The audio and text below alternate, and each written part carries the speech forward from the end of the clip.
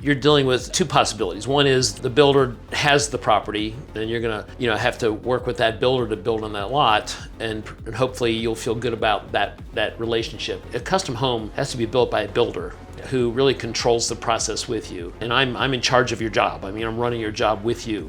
I'm your point person. I always go and try to visit the existing home that people live in, so I can see what they live in, what they like and don't like. Mm-hmm. I just don't know how you can find somebody who knows what I know and then pass it off that they're gonna build somebody's custom home exactly the way it really should be. Welcome back to another episode of Breaking Ground by Euler Heinz. For those of you that don't know us, we are actually a Cincinnati and Northern Kentucky regional new construction and resale marketing and sales firm. So essentially we're a real estate team full of the best agents in the city, in my humble opinion. And we are lucky enough to be called the #1 large team here in Cincinnati. And we really have a focus on providing the best experiences so we can deliver to you what you should expect from a real estate transaction. And we brought this series to you to interview the best of the best as it relates to new home builders, just like this one that we got to interview today. Today's a unique one because you get to hear from Bernie Curlman of Classic Living Homes. Bernie's been a friend, a mentor, a colleague of mine for decades now. He actually built my parents' home 20-some years ago. He built my home about a decade ago. He has been building homes forever, it seems like, for 40 years almost.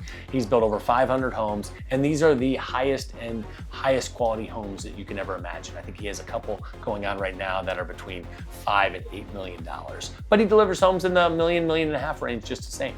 So we're gonna dive into his German heritage, his unique process of being that he is the builder. He's the guy on your site. You're gonna see that is gonna be a common theme throughout the interview. And we're really just gonna get to know him because he's got big thoughts and big opinions on quite a bit. And that's our favorite thing about Bernie.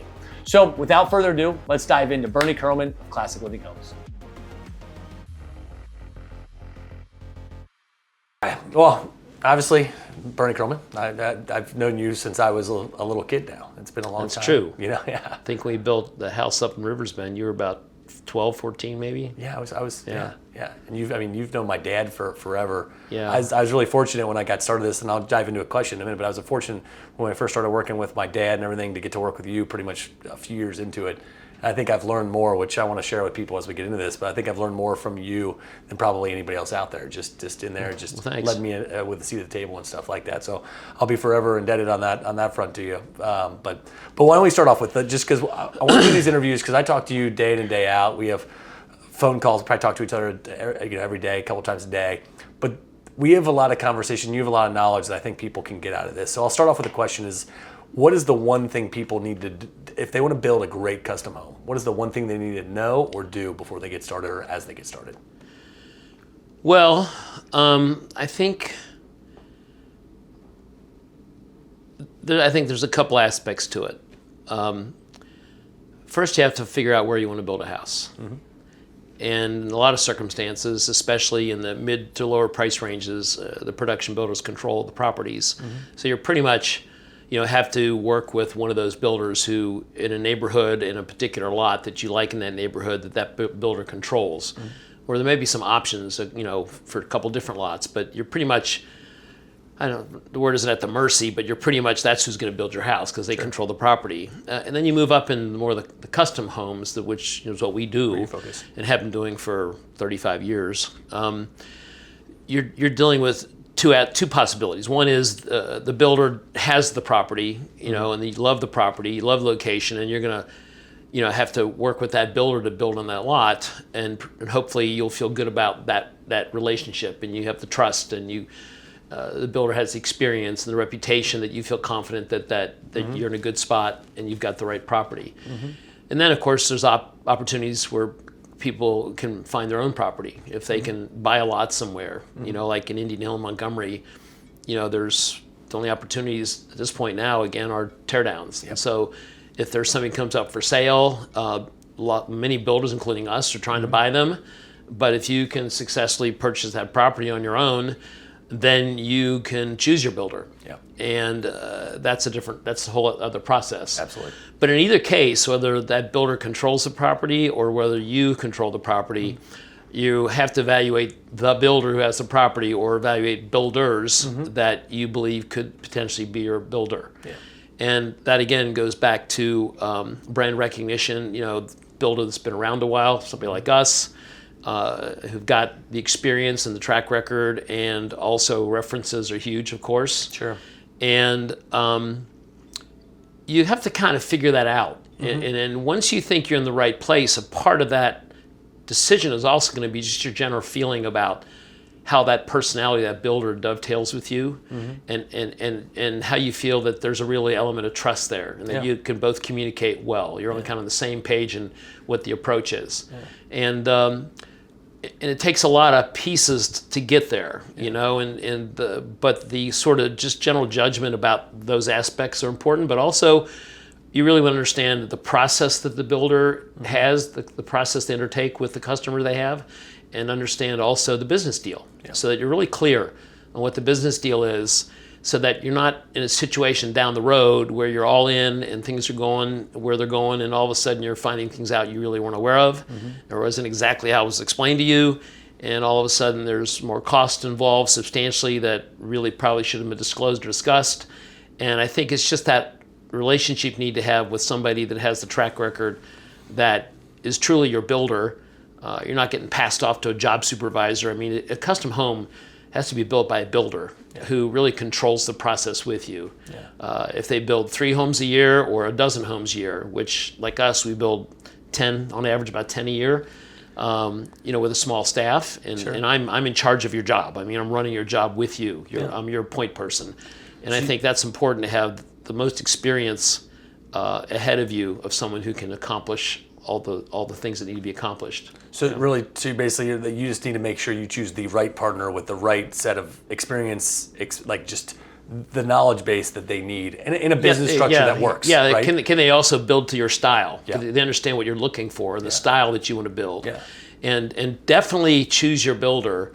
If you have the ability to choose a builder and you control a property, or regardless, you definitely want to make sure you have a builder before you sit down and start designing your home with an architect.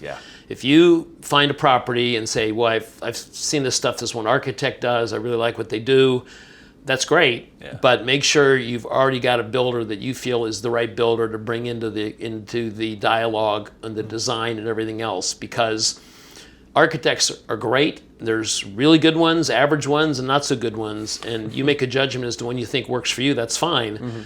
But then bring the builder in to be part of that design process, because I can pretty much guarantee you that whatever your goal was, cost-wise or budget-wise, or where you thought you wanted to be in a total package, without a builder involved, the plans get done, it goes out to get pricing and numbers, and you're working with the builder, it's going to come in over what anybody thought it was going to be. You have to have the builder help guide that process. I think you gave me that piece of advice 10, 12 years back, and you said, hey, never design a house without a builder sitting right next to you, because you have the understanding of cost. You understand what's happening, and when moving every wall or making a change, you understand the implication of that. Right, and when I'm involved in that process, I never tell somebody, no, you can't do that. It's like, I tell them, hey, by the way, that's great. It's a great idea, but here's kind of the implication from a cost standpoint.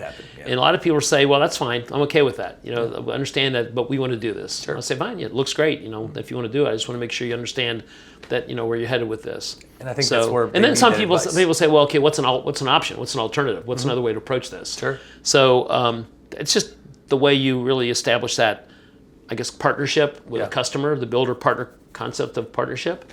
And I think that really allows things to get started off correctly with a good set of plans. Things are thought through.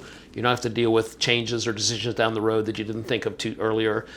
Once you start a home, the only thing you should be having to do is really making selections on all your countertops and cabinets and all that. So you'd have to be thinking about, well, maybe I put the stairs in the wrong part of the house. It's like, well, house is under construction. That's not something that should all have been figured out a long time ago.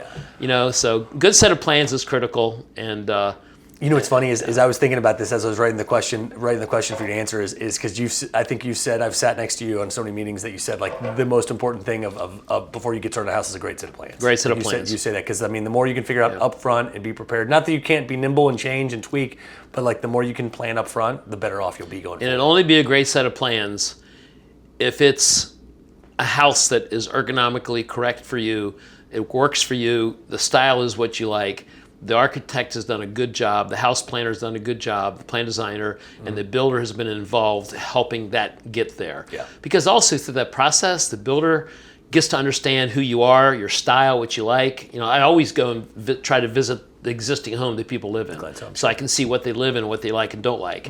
You know, and so I can understand what their taste and style is, you know, or what they're leaning towards with the new home. Yeah. So that whole involvement makes just a better house if the builder's involved with that whole process. That partnership as a team. Well, let's dive into this real quick. It's just, obviously, I know you really well, but I don't know if everybody else will. So Classic Living Homes is your company, you and your Yes. wife, Kathy. Yes. You've been doing this for 35, 40 years. Talk about your background, and I mean, you can give the high level details as far as how many homes you build a year, the areas you focus, but I think your story is unique, and then I mean, being a civil engineer and all these different aspects. Well, a relatively short version of that whole history is basically I grew up here in Cincinnati. My parents were German immigrants, came over in 1951 with $50 in their pocket and couldn't speak a word English. Okay. And I grew up in that German culture. My dad was a small builder. I grew up, you know, junior high, framing and trimming houses, and all through high school, worked on Saturdays and Sundays when I could. During the week, I was hitchhiking down from St. X to Vine Street, and I was a lot boy at Alfred Motors all through high school. And you're St. X guy, obviously. And worked weekends with my dad and cleaning and scraping and hammering or whatever I had to do. And then I went on from high school to University of Cincinnati in civil engineering, and went there for a year, and I was broke and was sick of school, so I left and came back a year later and worked and saved enough money to get back to school because my parents couldn't pay for it. I had to come up with the money.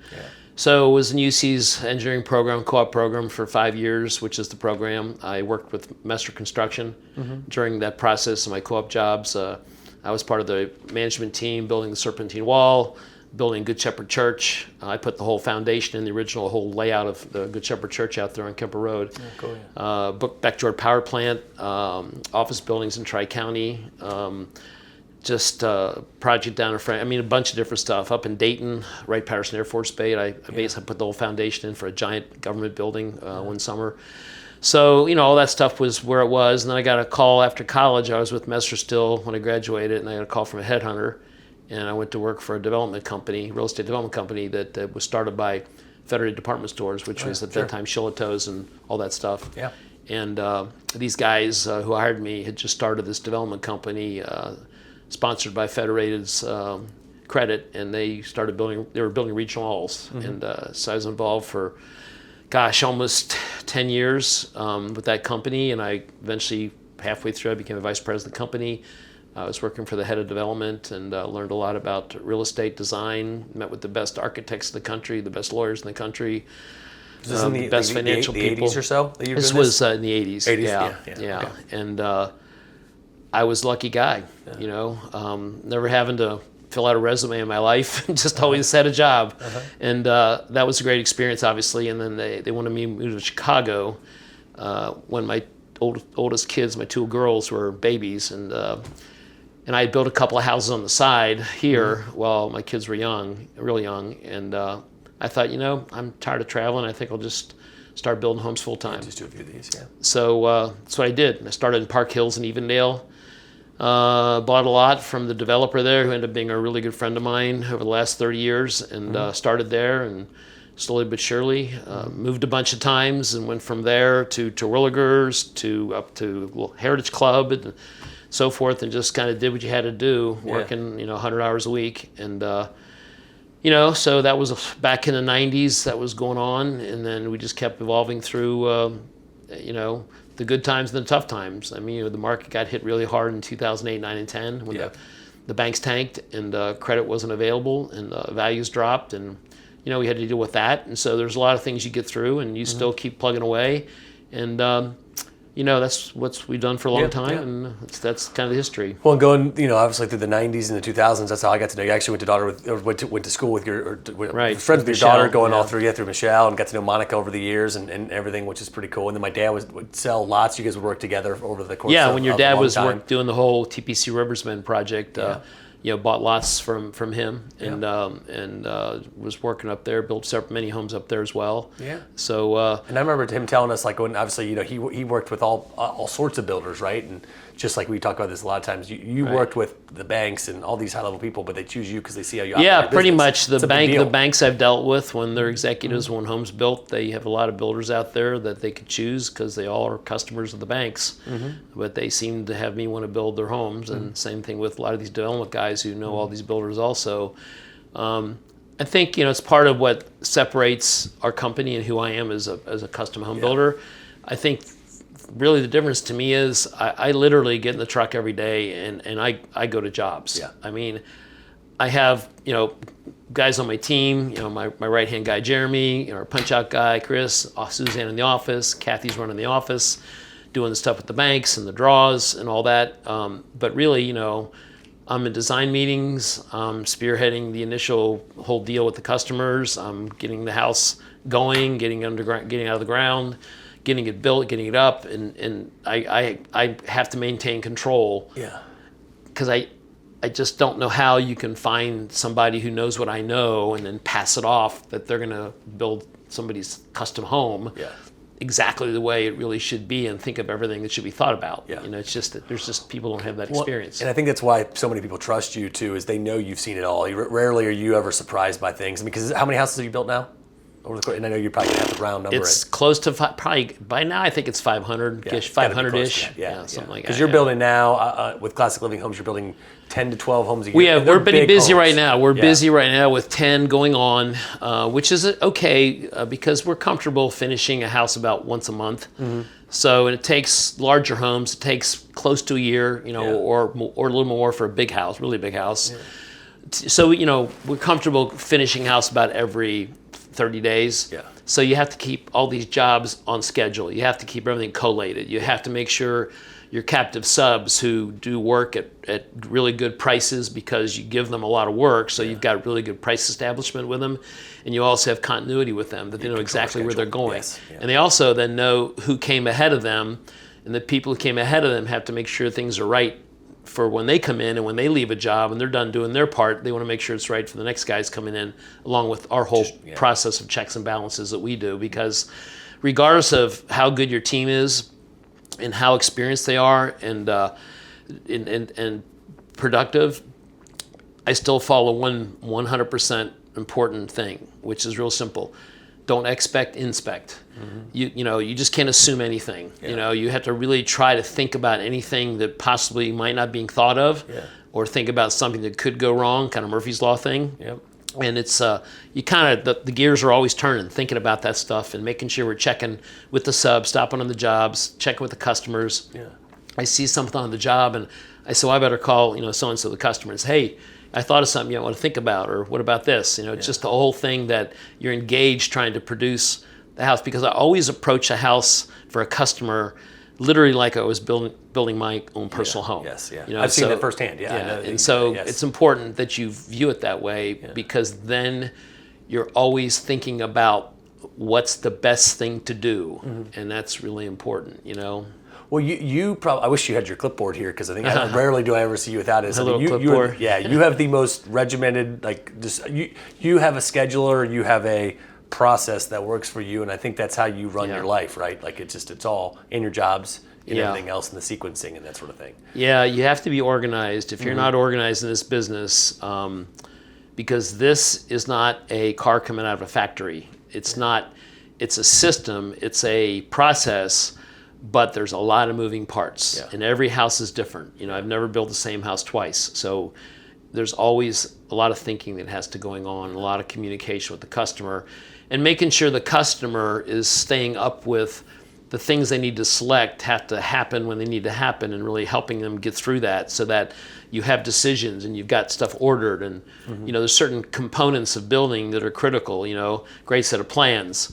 Ordering the windows correctly and on time, ordering the cabinets correctly and on time, the things that really affect the schedule that are vital to the components within that whole schedule. Well, and even you, like when you set a house, I think when you're talking also just to get started, getting started is like, I think most builders, if you turn it over to a job supervisor that's been doing this for a few years, they don't know what to expect. So you being out there to be able to tell them exactly what to do, how to do it, you get in the field. And you've got that all planned out with a house plan, a site plan, engineering plans, all that. But you have to get out there and set grade. You have to really visualize and figure out to make sure everything's going to be right. Yeah. Because in every piece of property, there's only one perfect place to put a house. Yeah. Elevation-wise, location-wise, and that'll all be thought about, and it'll be on paper, and it'll all be designed. Yeah. But you just have to kind of say, yeah, this is going to work. That's exactly what we need to do here. So, because if you don't start off right, it's a problem. You got to make you start off right. It's funny, Bernie. Before you were coming in here today, I was thinking of all the things. There's a handful. I'm going to write a book one day, Bernie's Words of Wisdoms, because you have probably 10 different sayings that I think I've stolen from you to say to other people. Yeah. And I mean, the great set of plans is one of those. But I think there's certain things that I think you've learned in life lessons that kind of go into there. One is, and I'll bring this one up, is just what does it pay so much for a piece of property that you know exactly what you're going to do it for it, or so little that it doesn't matter what you do. Yeah, that's an old thing I learned from a really successful real estate guy a long time ago. Yeah. And it was a young guy in Chicago that worked for a big real estate company. He was a Harvard grad and kind of like the maven of everything and the next supercharged guy. And he said, either pay so little for a piece of property, it doesn't matter what you do with it, or pay so dearly for it, you better know exactly what you're doing with it. He says the stuff in between that kind of catches you and gets you in trouble sometimes. Yeah.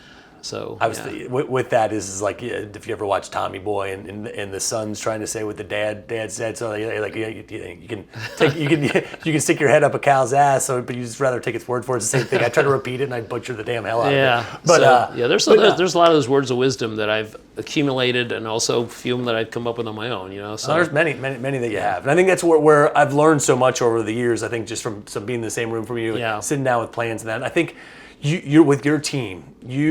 You've had a lot. It's funny. You've had a lot of people work with you that have become good custom home builders. So obviously you mentoring and training and having people out there. But your team now is they're pretty good. Point. They're pretty good. Yeah, they're not. We won't name names. They're not Bernie.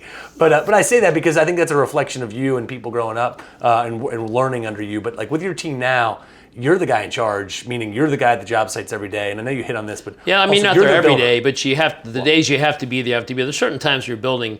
The guys are framing the house. I mean, they're great framers. They do tons of houses for me. There's a great set of plans. You don't have to stop there and check their work, because eventually when the house is up and under roof, that's when you can check everything, which we do a massive frame check with a 6-foot level. We check all the walls, all the studs, mark and fix them. I mean, there's a lot of stuff in the process that I could elaborate a lot of things we do that honestly, from what I understand from subcontractors we work with, nobody else does the kind of stuff we do. And that's why you also have the clientele that's coming to work with you, though, too. I mean, right now, let's talk about the homes you're building. I mean, you have a few in Peterloon that are absolutely massive, gorgeous, awesome homes. Yeah. People come to you because they know that you're their builder, that you know what you're doing. But talk about your ideal client or the kind of homes you're building right now. Areas of town, price points. I think it's important for people to know. Not that you can only do these, but this is where people. I mean, an ideal client. I mean, that's kind of I don't really want to say I like to work with ideal clients. I mean, I can work with anybody. For me, it's more about what's important for me to do to make sure everything works. Regardless of the client. And for me, what I think is essential as a builder, the number one thing you have to do is make sure that the customer is enjoying the process. Mm-hmm. They're having fun doing what they're doing, which means you got to communicate. You have to make sure that what you told them in the beginning never changes. Mm-hmm. Whatever you tell them in the beginning, that's the way it is all the way through. Mm-hmm. They have access to the job. They have access to you. There's no surprises. And they should just I want to make sure they enjoy the whole experience and the whole process. Yeah. And at the end, they love their house. Yeah. And if that can be the case, and they had fun doing it, and they enjoyed the process, and they love their house, that's what I need to make sure happens. Yeah. And some people are easier, some people are more difficult. But it's not because they're difficult people or easier people. It's just that some people can go with the flow easier than others. Some people overthink things a little too much. Other people are just nervous about making decisions and they're afraid they're going to make a mistake. Yeah. So you have to just kind of make sure you guide every different personality the best way that they feel good about what's happening. Yeah. And I think that's key. You also being unsurprised, and you're not easily shakeable on job sites. So I think people can take ease on that kind of stuff. At the same time, you have a way of getting people to make decisions, which I think is unique. Is like sometimes a builder will let the client drag them around. You need decisions by certain times, let's be honest, to keep a cadence in the job site going around. So it's that fine line and fine balance a little bit. You talk. Going back to what's the ideal customer, I guess there is one. It's like when they ask you something and they go, well, what would you do, Bernie? And I said, well, I would do this. And they go, okay, let's do that. Yeah, you nailed it. Because some people are like, well, I don't know, it's your house. You giving them an answer is not nice. Right. Yeah. I mean, if it's like clearly, this is absolutely the best way to do something, I'm going to say, this is what I would do. Yeah. And most people say, okay, let's do that then, And there's a lot of stuff, and people who are confident in what they do, people who know exactly what they want, and people who just aren't sure.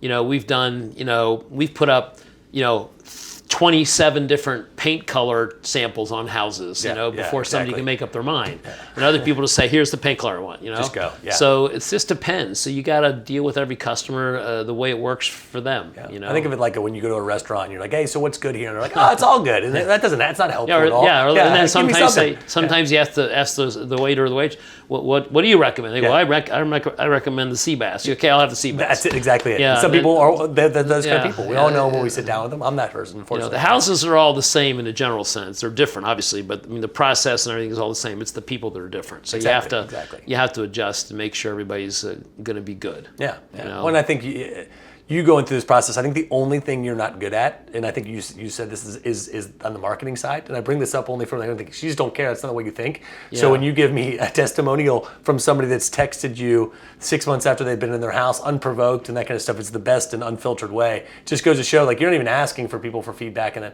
they're sending you this big long text message of how much they enjoyed the process. Yeah. I think that goes a long way versus just a Google review that you're asking and giving them a gift card for, right? Yeah, I'm not big on soliciting compliments. It's like, when you've been married a long time, you don't really expect to get a lot of compliments anymore. So you just go with the flow. I'll interview Kathy next time, so then she can say all the nice things. Yeah, I just like to build stuff, and I enjoy people, and having fun at what we do. Was there any project you've done like over the last 35 years that you're like, this one sticks out, like this was one of my favorites? There's a lot of good ones, but in terms of like a recent house in the last few years that I would say, boy, if this house and what the customer selected and the color and the whole working together and creating this house, I would live in this house. Yeah, so this is like a really good house. Uh-huh. It's probably Joe and Marty Otto's house in Peterloon. Oh yeah, it's a big ranch. The layout's great. It still feels homey, but it's a home, but it's just beautiful and just. Everything just feels great. The color scheme, the floor plan is this awesome covered porch with this pool, swimming pool and fire pit. And that was the second house you did with them. You did the second other one house as well, I did with them, yeah. And obviously Marty's and it's really just I take people through there all the time because it's funny because Joe's always in his office in the back room. He works from the home mostly. He's got his own business and he gets through and Joe says hi and he goes, always says, Bernie, best builder in Cincinnati, not a doubt about it. And I said, Joe, I'm glad. I guess you got my check this month, right? They couldn't be nicer people too. They're saying Marty's obviously she's so talented picking. She's very talented. Did it all herself. I mean, So there's an example of somebody who can really do things kind of on their own. There's other people who rely heavily on the interior designers, to do things too. Which is fine. Working with interior designers is a good thing. It helps people get through the process. Well, you say this well, which I think there needs to be one quarterback of any job, and I think like you are in charge of their job. Yes, there's an architect and an interior designer, but like everybody can't be in charge. Somebody needs to take the lead, be in charge, right? And I think that's where you people respect and look up to you enough to let you be in charge. It's not anybody fighting over that kind of thing, and I think that's why you've had so much success over the years. Yeah, I appreciate that. It's just I just like what I do, and it's like it's just who I am, So that's what we do. You said this a lot of times. Is like you don't know what you'd be doing if you weren't doing this, other than when I play golf a little bit more, but I couldn't do that every day. We're going to Oktoberfest in a couple months. We just talked about. I would love to go back to Oktoberfest. 3 weeks. I gotta go visit my 31 cousins over there. So it'd be good. See how everything's going still. It's been a few years since I've been there last. Yeah. So I think in general, it's just again, it goes back to the right decisions in the beginning with the right property, who's got the property, how do all the things involved with that. And again, having someone, which is kind of who I am and what we do, nothing will be not thought about. Nothing will be a surprise. Yeah. I mean, we know everything we need to know about what we do. Yes. And the customer's in good hands. That's the bottom line. Well, and that leads into the you hit on this at the beginning, the business structure of your deals. I think that's something that you lean in on probably more than most people, and people should, because that structure is kind of imperative to a success, like knowing what to expect. Yeah. Drill down there just real quick from a high level. Yeah, just from an overview standpoint, the way I've done our contracts for a long, long time now is pretty straightforward, because you're working with individual customers who have individual homes. Mm-hmm. You really can't get a house priced until you have finished drawings done. Sure. You can kind of give them an idea where they're headed. You can control the process, make sure they're going to be pretty close or on their budget for the design, and be straightforward about that in the process. So the way our deal works is we work together, get those plans done, get it all thought through, get it out to bid to all the subs and suppliers, get competitive pricing from all the commodity things, windows, lumber, etc. Get the numbers you need to get in of all the good competitive numbers to get a really true good cost estimate of all the kind of brick, sticks, and mortar, and then also putting allowances for all the selections. Yeah. Because we don't specify anything. We don't spec plumbing fixtures. You get this kind of toilet, you get this kind of sink, you get this kind of kitchen cabinet, you get this kind of whatever. Because if you did specify all that stuff, people really have no idea what that is. Yeah, and they'll end up changing it, 90% of it. So the best way to identify selection items is for dollars. You've got $15,000 for plumbing fixtures, $20,000, whatever it is. Whatever is the right amount of money for the type of home and what they're looking to accomplish. Yeah. Right. Yeah. And of course, you can't just overload it with allowances, because that establishes their own internal budget on their selection. So you want to give them good allowances and the way I do that is, okay, if I had to build this house to sell it as a market house, to build it and sell it, how much money would I have to spend on all this stuff and making selections so that when somebody walked in, it was like a finished first-class house that was really, well thought through, but also done within a budget context where you just did it right at the right amount of money. Yeah. So those numbers come together, we get to the end, there's a total cost, we apply our overhead and management fee, which is a sliding scale structure depending on how expensive the home is. Mm-hmm. It varies. The management fee percentage-wise is less as the house gets bigger and more expensive, because it doesn't take twice as much time to do a house that's twice expensive. So it's a very fair kind of arrangement. That then establishes a total cost, and it's a fixed management fee. That's it. There's no other surprises. I control the budget on the brick, sticks, and mortars. The customer controls their allowances. Yep. And everything they select on allowances, all the things they pick, whatever we pay for it, that's what they pay for it. Mm-hmm. We don't get any of the traditional builder kickbacks from suppliers. We don't get volume rebates at the end of the year from suppliers. They're buying this stuff at exactly what we pay for it net. Yeah. That's really important, so the customer gets a good value. We have a management fee. It's a custom home. Yeah, you're going to change some things here and there maybe. I'm going to have to, whatever. That's all what we do. We're managing the process. Yeah. So that's one part of it. The second part of it is I've never had a customer sign a change order in 30 years because there's no reason for a change order. Yeah. I've been involved in designing their home with them. Something can't be totally screwed up because I'm the one who was thinking through it with the architect. Yeah. So nothing major ever happens that has to be changed. Yeah. Little things like, after the fact, the house is up, they should have had a couple more windows, so we order a couple more windows. Hey, here's what it costs, no big deal. They say, yeah, do that, put 2 more windows in, it's going to be another $1,200, whatever. So there's no formal change order process because that's simple. They're paying all the bills. Yeah. They know what those things are. Yeah. And I don't need to mark things up because I'm just managing the job. There's no reason to mark stuff up and try to make money on change orders. It's like, here's the deal. You get everything at cost. And it's not a cost plus, which is a contract also. You do not want to do a cost plus contract with a builder. So in other words, every time you do anything, instead of buying a $1,000 tub, you decide you want a $3,000 tub, and there's a whatever markup from the builder on cost plus. Why should the builder be making an extra fee just because you picked out a nicer tub? Mm-hmm. He's only installing that bathtub, whether it's a $1,000 tub or a $3,000 tub. It's the same thing. There's no extra management involved. So you got to be aware as a buyer of those traps. Mm-hmm. And I mean, it's not a good word to call it traps, but that's a business model that most builders have, which is they give you a price, X price for this house, okay, and with these specifications, and then you add things, change things, and everything's a change order. Everything's got a markup. Everything's this, everything's that. And, the production builders, that's how they make their money, is all the extras you want, because their base price includes nothing. Yeah. So, but when you get into a custom home level, you want to make sure that you understand that business deal, that you're not going through a bunch of paperwork all the time on things to change and this, that, and the other. But again, it all starts with a good set of plans and having that relationship with the builder that you're partnering to accomplish the goal together. Yeah. And it being all transparent, where it's all out there on the table. There's nothing hidden. There's nothing that's behind there. You see everything. It's all transparent. And I don't think a single client has ever challenged you. And this is the best part. Is like it's all out in front of you. Like you said, great set of plans means you can price it well, so you know exactly what's going on. You have all the information up front that you can know. The unfortunate thing now, in recent years, it's not cheap to build a house. Yeah. I mean, the cost to build is what it is. Yeah. I mean, it's gotten quite a bit higher. Yeah. After COVID was over with, things just started going crazy. It's getting a lot out of control. Yeah. It's up 20% in the last 3 years. Yeah.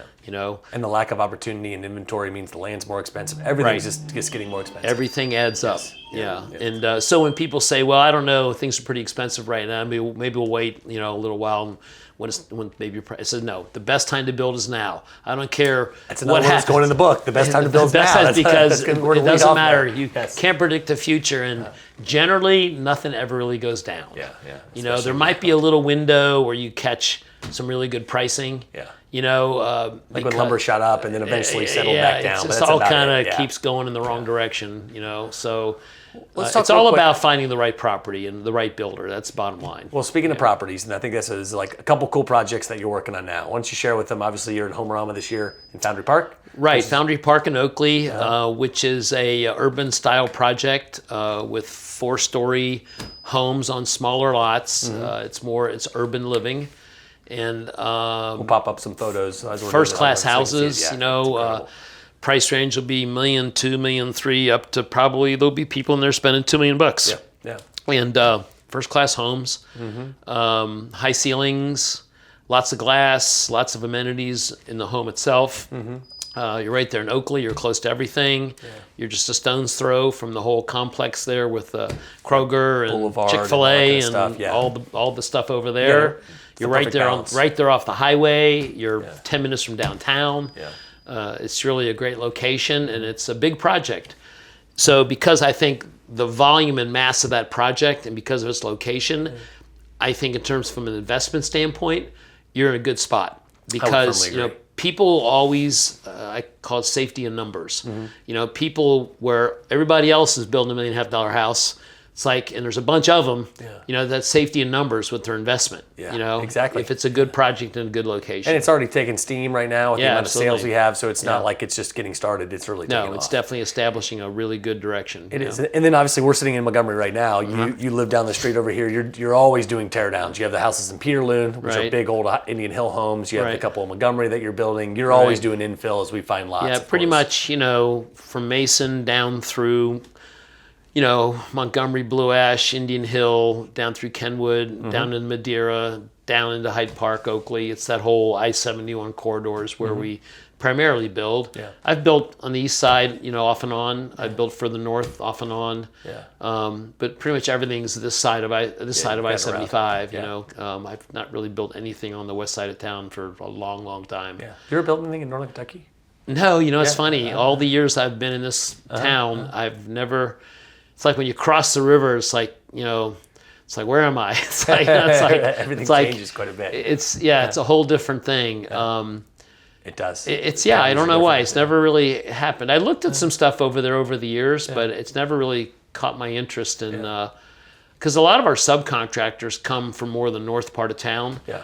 Up into Butler County and up towards Middletown and Hamilton and Trenton and out there. So a lot of your subcontractors live more on the northern perimeter and even the east side, out towards Goshen and stuff, all the good carpenters, bricklayers, all these people. And for them to kind of haul it down to Kentucky, it's a whole different set of subcontractors and culture. You have to down really there. redefine on that front. Yeah. Yeah, you can't build everything for everybody, and you can't build everywhere. It's just not logistically sound. And I mean, especially with you being the one that's running the jobs and at the job sites routinely.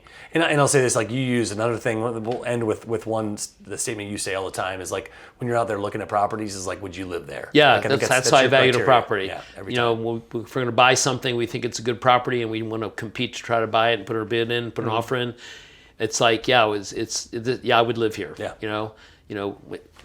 Not at some point in time in my life. Yeah, exactly. Yeah, I mean, right now there's certain places I wouldn't live because but in terms, this is where I would live. This is a place where I would live. I'd live in Oakley, absolutely. Would I live in Indian Hill? That's where we live now. Would I live in Montgomery? Absolutely. Would I live in Mason? Absolutely. That's it. Would I live in, Lebanon? No, I mean Lebanon's a nice place, but Caroline back here. Yeah. But I mean, I've built out that way on occasion. Oh, sure, yeah. But it's just not kind of who I am. You are, yeah. And there's plenty, and that's a whole different place. No, there's great builders and great homes. Yeah, up there exactly. Too. That's 100%. You can't, like I said, you can't build everywhere for everybody. No.